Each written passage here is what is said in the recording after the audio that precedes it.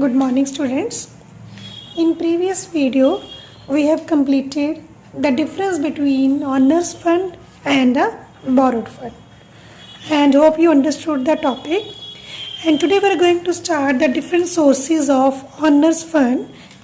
As we know, owners funds means owners capital, owners owned capital that is not refundable during the life of the company.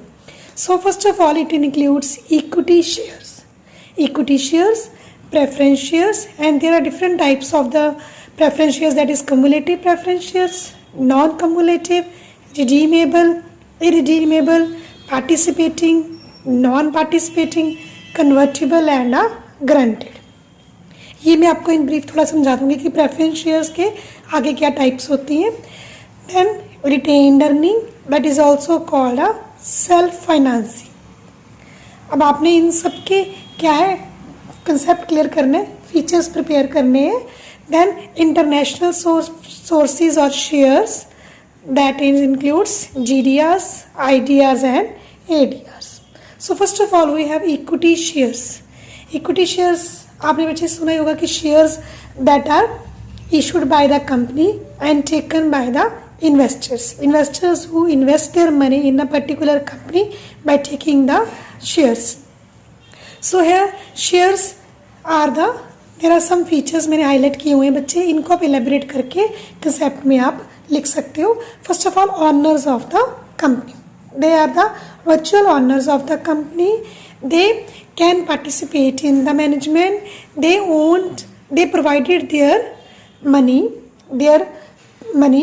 as a equity shares in the company so that company can utilize their funds without any refunding during the life of the company. और ये क्या होते हैं, owners होते हैं. और अब ownership and management is different things in the company.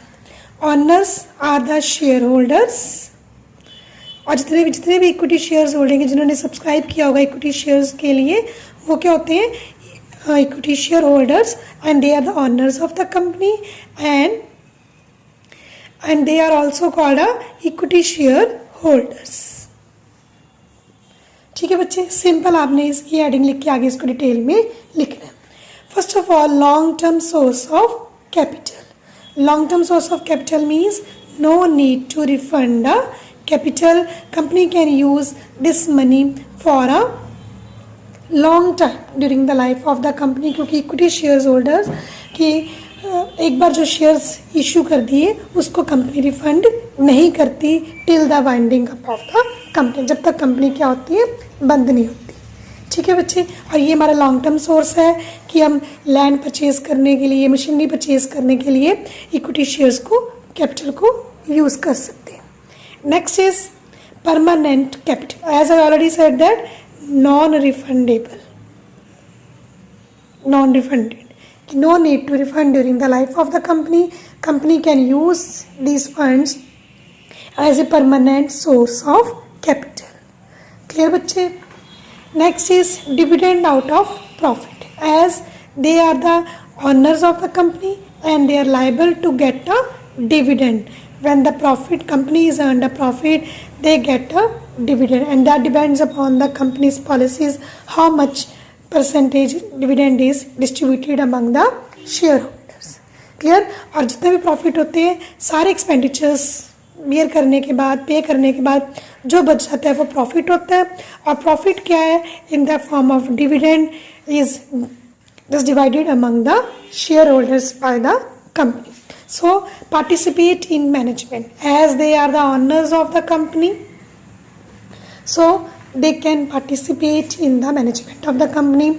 And in annual general meeting they have to attend the general meeting held by the companies to taking a major decisions. तो ये बच्चे आपने इन्हीं features को क्या है elaborate करके लिखना है, और ये आपकी बुक में फ्यू लाइंस में गिवन है, तो इसकी हेडिंग्स बना के आप इसको फीचर्स की फॉर्म में प्रॉपर एक्सप्लेन कर सकते हो. ठीक है बच्चे. Next is preference shares. Preference from the name it is clear that get a priority.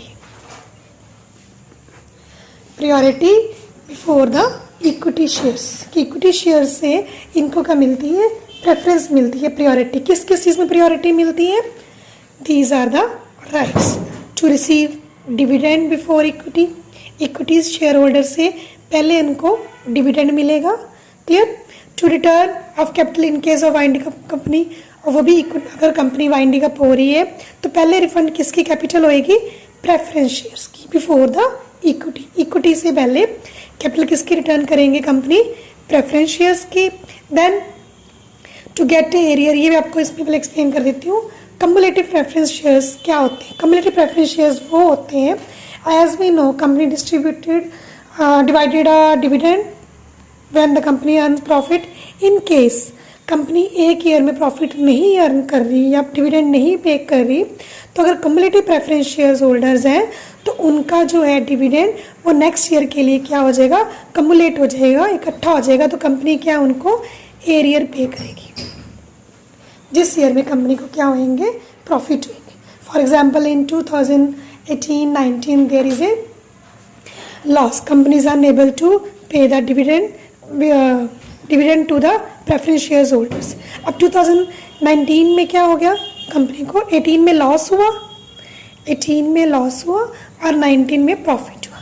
अब लॉस ईयर में कंपनी ने क्या है, डिविडेंड नहीं पे किया, तो 19 में जब कंपनी को प्रॉफिट होएगा तो वो 19 का डिविडेंड डिस्ट्रीब्यूट करेगी प्रेफरेंस शेयर्स को, और 18 का भी। It means there dividend is cumulated when company is unable to pay the dividend in the loss year.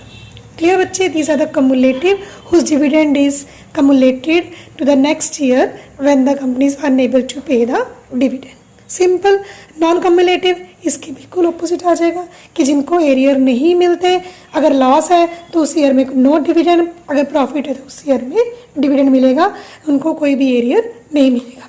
Redeemable कि आफ्टर सम टाइम्स, ऐसे भी पता है कि शेयर होल्डर्स की लॉन्ग टर्म कैपिटल होती है, बट कुछ क्या होते हैं, अगर हम इशू करते हैं कि आपको कुछ ईयर के लिए, फॉर एग्जांपल 5 ईयर्स के लिए या 10 ईयर्स के लिए रिडीमेबल प्रेफरेंस शेयर इशू कर दिए, इट मीन्स कि स्पेसिफिक डेट पे company has to refund the capital to the redeemable preference shares holder, जो कि कुछ साल बाद क्या कर देते हैं, रिडीम कर देते हैं, कैंसिल कर देते हैं, ठीक है, bye paying their money back, ख़त्म कर देती है कंपनी अपनी इस शेयर्स को, ठीक है। देन आ जाएगा इरेडीमेबल, इसके उल्टा कि सिंपल प्रेफरेंस शेयर्स हैं, कोई उनको रिडीम या कैंसिल नहीं करती during the life of the company.